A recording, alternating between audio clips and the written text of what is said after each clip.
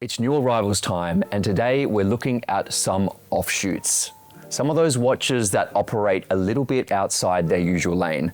And I want to start this by looking at the Cartier Tank Américaine.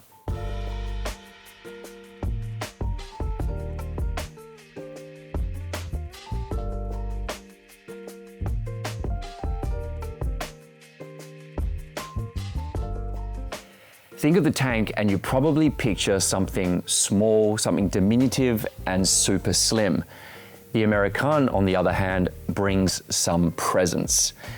This version of the tank dates back to 1989 and it's inspired by the Cintre. And I'm sure you can see the resemblance immediately in that long, curved silhouette. But the Americaine is thicker altogether and it's also just overall more substantial. That makes it an interesting offshoot within the Tank family. The familiar ingredients are all there, but the proportions give this watch a completely different attitude. Where a Tank Louis offers more discreet styling, the Americaine tends to stand out.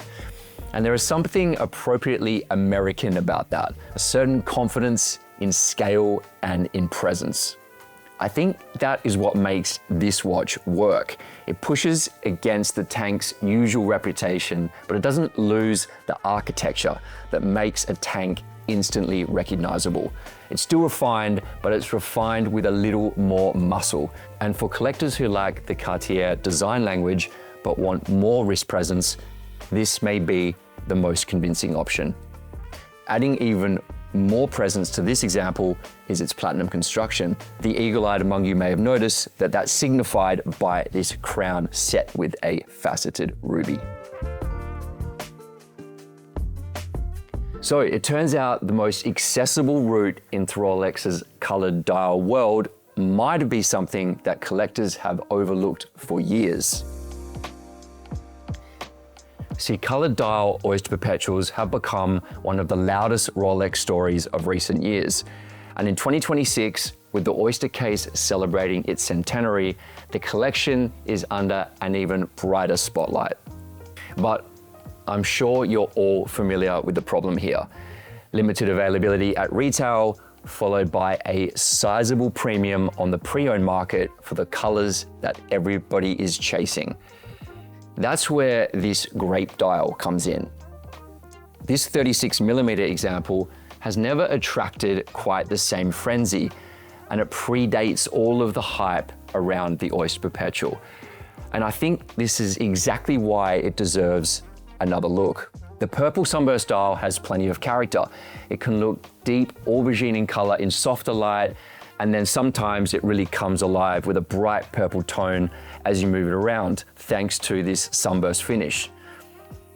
So it sits in a useful middle ground, more personality than a black, blue, or silver dial, but considerably easier to wear than some of the brighter modern colors.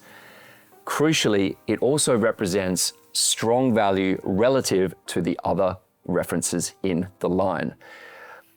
I really recommend this for anyone looking for an OP with personality, but one that's avoided the hype. And I know for so many people who are looking to get into the Oyster Perpetual, they're finding a bit of frustration with looking for that one model that does everything at a reasonable price. And if you're one of those people, I recommend this version of the OP.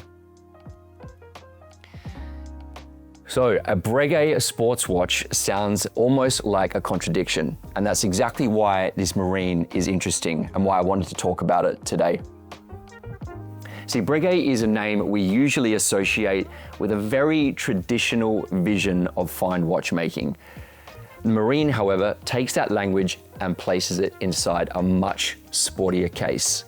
It is unconventional, but what I like about this generation Marine is how completely the nautical theme runs through it. There's the wave pattern guilloche that gives the dial real depth. That's something that we're familiar with Breguet, but that continues through the crown guards. It also continues through to the strap keepers, and the winding rotor carries its own Marine-inspired wave decoration. These are all subtle design aspects, but I think they're nicely considered, especially those crown guards. That wave pattern, it's really unexpected and I think it looks awesome. On the dial, you also have the fan favorite outsized date with separate apertures, while the luminous hands and more robust construction move it well beyond Breguet's usual dress watch territory. And I think these screwed in bars on the end of the lugs are a great example of that. Since Gregory Kissling became CEO, Breguet has found renewed momentum. Watches like the Subscription and the Experimental One show that Breguet is back. That new energy naturally encourages collectors to look back through the catalog, and pieces like this, suddenly they make more sense. And the Marine may not be the obvious Breguet, but to me, that's kind of the point. It shows that the brand's identity is broad enough to stretch, and that some of its most interesting watches sit outside that classical image everybody associates with the brand. Okay, here's a question for you. Did collectors judge the entire Vacheron 56 on one movement alone and overlook the best parts of this collection? See, when the 56 launched in 2018, much of the conversation focused on what was on the inside of the entry-level time and date model. The caliber was based on a movement supplied by Richemont's Val Fleurier, then finished and assembled by Vacheron.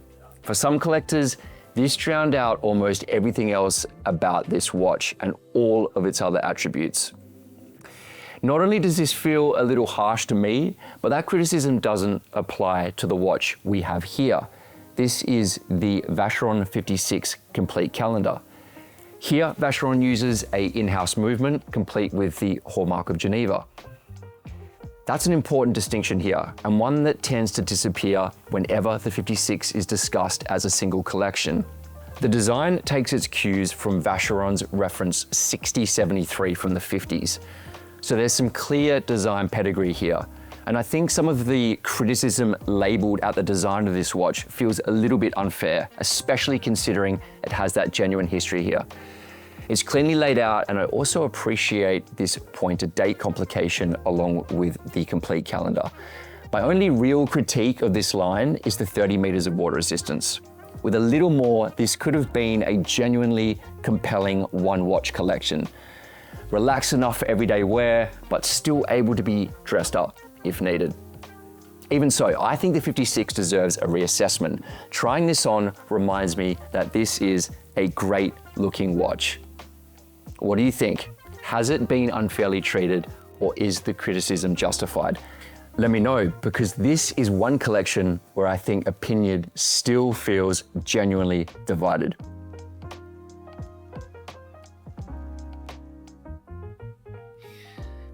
Long before the flamboyant off-catalog Daytonas became a thing, Rolex released the Beach. The timing of this release is important. These arrived around 2000, right at the beginning of the 6-digit Daytona and Rolex's in-house caliber 4130. Mechanically, the Daytona had just taken a major step forward. Visually, Rolex went in a completely different direction with these.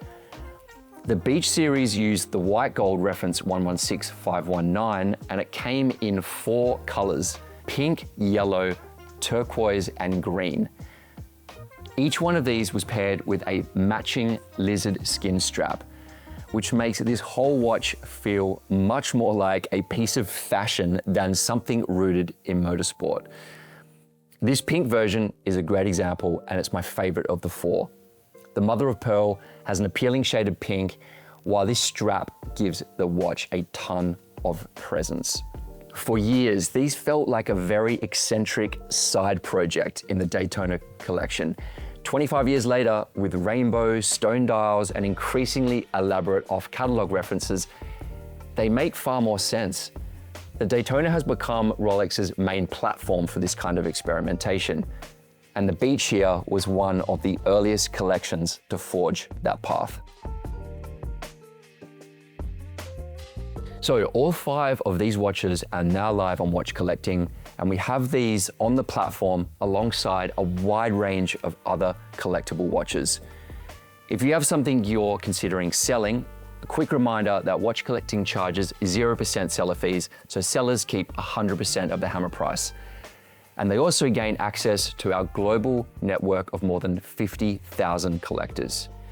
Head to watchcollecting.com to see everything currently live, and let me know in the comments which of these watches you prefer to wear.